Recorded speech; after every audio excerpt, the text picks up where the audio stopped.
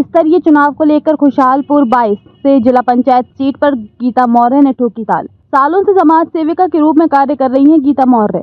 अब तक कई महिलाओं को रोजगार दे चुकी हैं गीता मौर्य। तो जिस तरीके से राज्य में त्रिस्तरीय चुनाव का माहौल है, हालांकि अभी जो है चुनाव पर हाईकोर्ट ने रोक लगा दी है, लेकिन कहीं ना कहीं जो दावेदार हैं वो भी अपनी तैयारियों में जुटे हुए हैं। इस वक्त मेरे साथ खुशहालपुर 22 सीट से जिला पंचायत सदस्य गीता मौर्य जी मौजूद हैं, जो कि समाज सेविका भी रह चुकी है और कई सारी महिलाओं को उन्होंने रोजगार के जो है अवसर भी उपलब्ध कराए। सीधा उनसे बात करते हैं, आखिर चुनाव को लेकर क्या कुछ उनकी तैयारी है।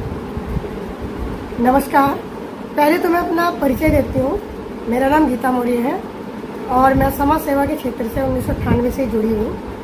तो कभी मैंने ग्राम पंचायत सदस्य का भी चुनाव लड़ा था, वो भी जीत गई थी।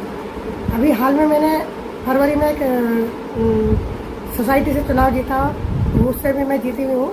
अब मैंने एक ताल ठोकी है 22 खुशहालपुर सीट से जिला पंचायत सदस्य की। मैम, आपने इतने सारे काम किए महिलाओं को लेकर भी और आपने कांग्रेस में भी कहीं ना कहीं आप जुड़ी रहती है और अब बीजेपी में, तो क्या लग रहा है, क्या अंतर है? बहुत अंतर है। अभी जो वर्तमान में जो जैसे बीजेपी के काम चल रहे हैं, मैं उससे बहुत संतुष्ट हूँ और बड़े उससे मैंने कभी ऑनलाइन सदस्यता ली थी और फिर मैं खुद अभी सदस्यता भी ली है। आज माननीय जेपी नड्डा जी आए थे, उस टाइम मैंने सदस्यता खुले मंच पे ली थी, तो मुझे बहुत अच्छा लग रहा है। काफ़ी फर्क है। अब जितनी तरक्की इस टाइम हो रही है, शायद उस टाइम तरक्की थोड़ी रुकी हुई थी, तो मुझे तो बहुत खुशी है कि मैं बीजेपी से। मैम, विपक्ष ने भी कहीं ना कहीं आरोप लगाए कि अपने चरित्र को जो है प्रक्रिया में सेवारी दी जा रही है और हाईकोर्ट ने भी कहीं ना कहीं रोक लगा दी। इसे कैसे देखते हैं?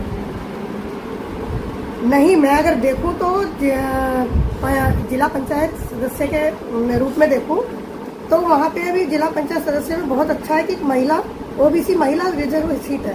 वहाँ पे दोबारा कभी हुआ ही नहीं है कि ऐसा कि ओबीसी की महिला की सीट पहली बार हुआ है। तो ऐसा तो हो ही सकता है रोटेशन हुआ हो। मतलब कहीं ना कहीं कहा जा रहा है कि मौका नहीं दिया जा रहा और लोगों को वो जो प्रक्रिया है वही चली आ रही है।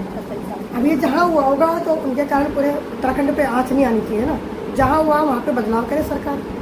एक जिला पंचायत को अपने क्षेत्र में कैसा देखती हैं आप, कैसा होना चाहिए और आपको क्या प्राथमिकता है आपकी रहने वाली? एक जिला पंचायत सदस्य जो है वो अपने जिस क्षेत्र से चुनाव लड़ रहा है वो तो है ही, लेकिन उसको समस्त क्षेत्र की जानकारी और समस्त क्षेत्र की समस्याओं से परिचित होना चाहिए। उसको कैसे उन समस्याओं को दूर करना चाहिए, उस सदस्य को आना चाहिए। अभी जैसे मैं अभी घूमती रहती हूँ, मैं एक जैसा आप देख ही रहे हैं कि मैं इसी में बैठने वाली महिला नहीं हूँ। मैं जाती रहती हूँ फील्ड में और लगातार मेरा अपना महिलाओं के बीच में वर्चस्व कायम है। करीब मैं बोलती हूँ कि इसी के सहसपुर ब्लॉक की 10-11 हज़ार तक की महिलाएं मेरे साथ जुड़ी हुई हैं। तो इतना बड़ा समूह लेके आप चल रही हैं और उम्मीदें क्या जता रही हैं? उम्मीदें मुझे पूरी हैं कि मैंने एक दावेदारी भी की है, मैंने एक अनुनय विनय भी की है कि मुझे बीजेपी अगर टिकट देती है तो मैं बहुत अच्छे अच्छे ढंग से जीत सकती हूँ। लेकिन मैं अगर निर्दलीय भी चल रही थी तो सुनने में आ रहा था कि आप निर्दलीय भी जीतोगे। फिर भी मैंने कोशिश की है कि मुझे टिकट दे दिया जाए तो मैं और अच्छे दमदार सीट निकाल के लाऊंगी। मैम, अगर शहरी से अगर ग्रामीण की तरफ आए तो ग्रामीण क्षेत्रों में कई सारी समस्याएं होती है, बिजली पानी की समस्याएं होती है, कई सारी ऐसी चीजें हैं, तो क्या प्रमुखता है अभी सामने आई है? मेरे सामने आई है कि ज़्यादातर अधिकतर सड़कों का, और जैसे अभी आपने सुना होगा कि अखबारों में बहुत आया कि पानी घर घर नहीं आया लेकिन बिल घर घर जरूर आ गए। तो इन चीज़ों की इतनी बड़ी समस्या है कि पानी आया, एक साल से पानी नहीं आया और बिजली के बिल और पानी के बिल बहुत आए, बिजली बहुत घूम रही है। तो इन चीज़ों की बीजेपी सरकार में हो रहा है, लेकिन नहीं ऐसा नहीं है। ये पहले भी होता था। ये हम पहले भी, मैं जब कांग्रेस की सरकार में रही मैं तब भी पानी के गढ़वाल जल संस्थान पे रहती थी बैठी हुई। तो ऐसा नहीं है, हम ये बात नहीं बोल सकते। क्या प्रयास किए जा रहे हैं आपकी ओर से, क्या लोगों तक जाकर यही है कि अगर मुझे प्रतिनिधि बनाते हैं तो मैं इसके लिए आवाज़ उठाऊंगी। अच्छा, एक चीज़ और मैडम, सरकारी योजनाओं का कहीं ना कहीं लोगों को जानकारी का अभाव रहता है, क्या उन तक काम क्या है?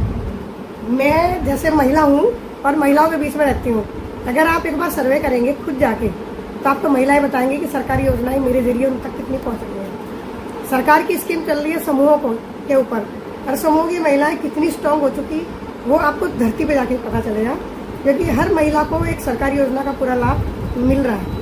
अगर मैडम मौका देती है पार्टी आपको, अगर तो क्या लग रहा है, क्या आशा करती है जनता से और क्या आप करना चाहिए? मैं जनता से अपील कर रही हूँ कि वो अभी फिलहाल जो चुनाव है, बेशक मुझे बीजेपी टिकट दे रही है, मुझे उम्मीद है कि मिलेगा टिकट, लेकिन एक कहते हैं कि क्षेत्र में फेस वैल्यू होती है, एक चेहरा जाना पहचाना, कि मेरी अगर आप मेरी पोस्ट भी देखेंगे कहीं भी तो उस पोस्ट पे भी मैं अकेली नज़र आ रही हूँ, कि मेरा कोई ऐसा नहीं कि मेरे पति मेरे साथ हैं या मेरा बेटा मेरे साथ है कि समर्थक बन के या कोई और अन्य, अकेली एक महिला मैं हूँ जो मैं अपना दमदार दावा ठोका है।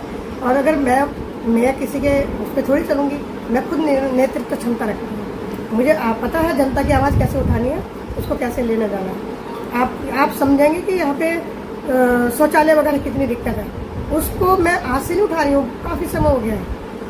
अरे कि ये हमारा ट्रामा सेंटर की कब से हम आवाज़ उठा रहे हैं, अपने समूह के जरिए हमने विजन बिल्डिंग प्लान ये बनाया, उसमें भी हमने ट्रामा सेंटर की डिमांड करी, तो सरकार तक कहीं ना कहीं आवाज़ हमारी पहुँच रही है, समूह के माध्यम से ही पहुँच रही है। ठीक है मैम, बहुत बहुत धन्यवाद। धन्यवाद।